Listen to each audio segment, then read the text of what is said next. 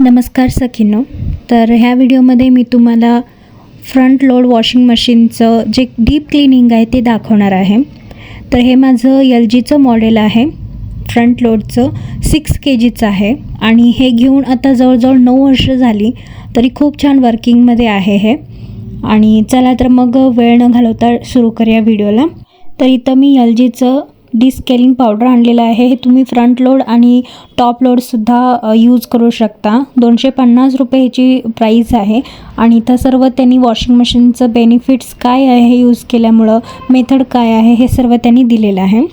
तर हे LGचंच घ्यायचं आहे. तुमचं मशीन कुठलं आहे त्याचंच घ्यायचं आहे. पॅनासोनिक असेल तर त्याचं आणि सॅमसंग असेल तर त्याचं. हे तुम्हाला कुठल्याही मार्केटमध्ये तुम्हाला इझिली मिळून जातं. किराणा स्टोअरमध्ये सुद्धा मिळून जातं हे. तर हे पूर्ण पॅक आपण यूज करायचं आहे. वॉशिंग मशीनचं जे ड्रम आहे ते पूर्णपणे क्लीन होतं ह्या पावडरने. तर 6 मंथमध्ये एकदा तरी किंवा 30 to 40 जेव्हा तुमचे सायकल्स होतात वॉश करून क्लॉथचे, तर त्यानंतर तुम्ही हे यूज करू शकता. तर ह्याला इथं आपण जिथं डिटर्जंट घालतो ना तिथंच आपण हे पावडर घालायची आहे. तर इथं अर्धी पावडर, अर्ध्यापेक्षा थोडी जास्त पावडर मी इथं घालत आहे आणि बाकीची जी राहिलेली पावडर आहे ती मी ड्रममध्ये घालणार आहे. तर याप्रमाणे सर्व बाजूने आपण हे घालून घ्यायचं आहे. तर प्रत्येक वॉशिंग मशीनचं ड्रमची क्लिनिंग करण्याची जी मेथड आहे ती वेगवेगळी आहे. तर इथं हे जे आहे ते इंटेन्सिव्ह आणि क्रिएस केअर हे दोन्ही जे बटन्स आहेत ना त्यावरती तुम्ही थोडा वेळ होल्ड करून ठेवायचं आहे प्रेस करून. त्यानंतर स्टार्टचं बटन तुम्हाला प्रेस करायचं आहे आणि आपोआप इथं हे ड्रम क्लिनिंगचं जे वर्किंग आहे ते सुरू होतं. तर प्रत्येक वॉशिंग मशीनमध्ये वेगवेगळं असतं. काय डायरेक्ट ड्रम क्लिनिंगचं ऑप्शनसुद्धा असतं. तर हे मशीन ओल्ड मॉडेल आहे त्यामुळं ह्यामध्ये याप्रमाणे त्यांनी दिलेलं आहे. त्यानंतर तुम्हाला काही करायचं नाही, ते आपोआपच त्याचं जे टायमिंग आहे ते फिक्स होतं. तर इथं मला 1 तास 23 मिनटं लागलेली आहे. यानंतर तुम्हाला काही करायचं नाही, ते आपोआप पूर्णपणे क्लीन होऊन जातं.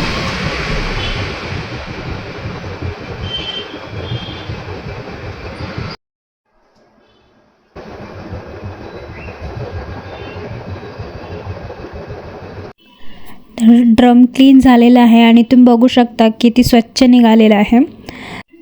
हे साईडला जे बेल्ट त्यांनी दिलेलं आहे ते सुद्धा आपण क्लीन करायचं आहे. ह्याच्या आतसुद्धा घाण बसलेले असते ते सुद्धा आपण क्लीन करून घ्यायचं आहे.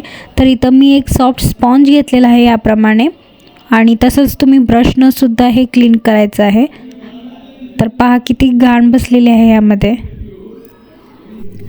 ब्रशचा यूज केल्यानं काय होतं ना, जे चिवट डाग असतात ना, जे माती असते घट्ट बसलेली ह्याच्यामध्ये, ते सुद्धा आपण आरामसे काढू शकतो. आणि स्पॉन्जपेक्षा ब्रशनं तुम्ही खूप इझिली सुद्धा हे स्वच्छ करू शकता. त्यानंतर तुम्ही एखाद्या कापडानं त्याला स्वच्छ पुसून घ्यायचं आहे. त्यामुळं जी काही घाण आहे ना ती पूर्णपणे निघून जाईल. 1-2-3 वेळा तुम्ही ते कापड भिजवून पुन्हा एकदा त्याला छान पुसून घ्या.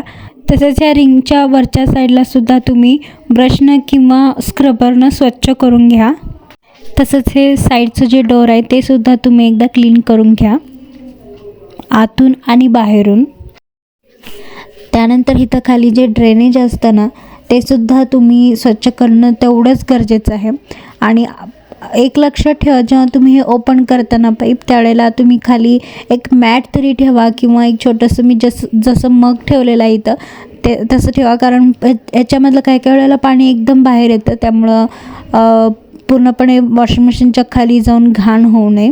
त्यामुळं ह्याच्यातलं जेवढं पाणी आहे ते सर्व मी काढून घेतलेलं आहे. खाली स्पॉन्ज ठेवलेला आहे.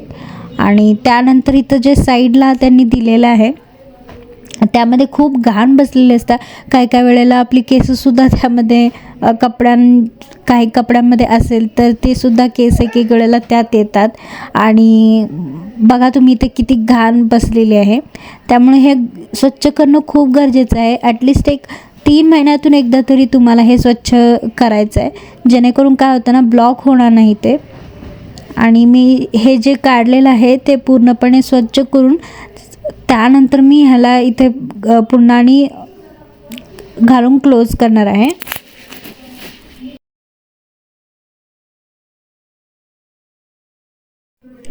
आपण जिथं डिटर्जंट आणि लिक्विड घालतो, कम्फर्ट वगैरे, ते सुद्धा आपण काढून स्वच्छ करून घ्यायचं आहे. तिथंसुद्धा खूप घाण साठलेली असते. ह्याच्यातसुद्धा घाण बसलेली असते, ते सुद्धा आपण एका स्क्रबरनं स्वच्छ करून घ्यायचे आहे.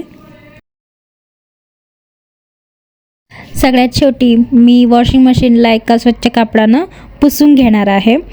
आणि त्यानंतर तुम्ही अजून एक टीप, जेव्हा केव्हा तुम्ही मशीनमध्ये कपडे घालाल वॉश करण्यासाठी, वॉश झाल्यानंतर तुम्ही जे ह्याचं डोअर आहे मशीनचं ते तुम्ही ओपन ठेवायचं आहे थोडा वेळ, जेणेकरून कुमट वास येणार नाही आणि जे मॉइश्चर असतं ते सुद्धा निघून जातं. तर ही होती वॉशिंग मशीनची डीप क्लिनिंग. तुम्हाला जर व्हिडिओ आवडला असेल तर नक्की लाईक, शेअर आणि सबस्क्राईब करायला विसरू नका. पुन्हा भेटूया पुढच्या व्हिडिओमध्ये. धन्यवाद.